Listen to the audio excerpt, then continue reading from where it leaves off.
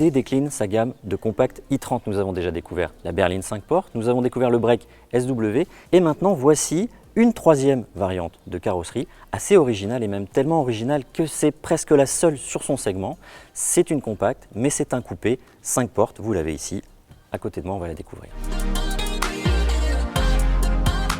Bien sûr, cette fastback présente quelques spécificités au niveau du gabarit et esthétiquement. On va déjà parler de la hauteur, c'est 3 cm plus bas que la berline. 25 mm de perdu au niveau du pavillon et la garde au sol, elle, est diminuée de 5 mm. Purement esthétiquement, on a une calandre par exemple qui descend un petit peu plus bas que sur la berline. Et on a bien sûr ce pavillon qui tombe ici en chute libre assez abrupte vers un haillon et une sorte de béquet en queue de canard à l'arrière de la voiture.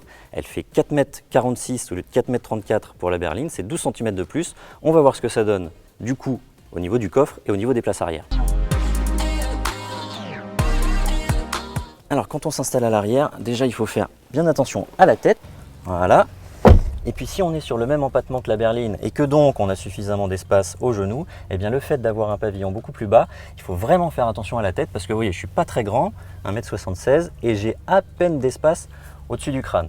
Donc c'est sûr que c'est au bénéfice du style extérieur, mais en termes d'habitabilité, c'est vraiment un point faible. Et donc on arrive au niveau du coffre qui est une des dernières spécificités de ce fastback. Et donc sous ce haillon, puisque c'est une 5 portes, on a un coffre qui gagne quelques décimètres cubes par rapport à la berline.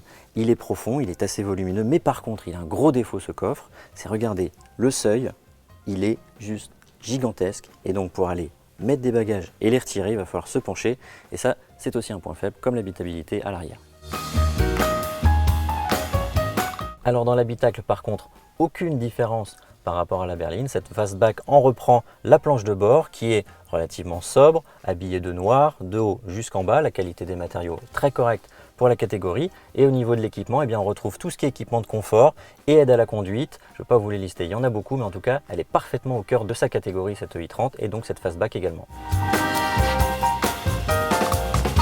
Nous allons terminer avec les motorisations. Cette fastback ne sera pas disponible en France avec une motorisation diesel, seulement 2 moteurs essence, un 3 cylindres 1 litre turbo de 120 chevaux, un 4 cylindres 1 litre 4 de 140 chevaux. Elle sera commercialisée au mois de décembre 2017 et elle pourra convenir à ceux qui préfèrent un petit peu plus d'originalité qu'une simple berline compacte.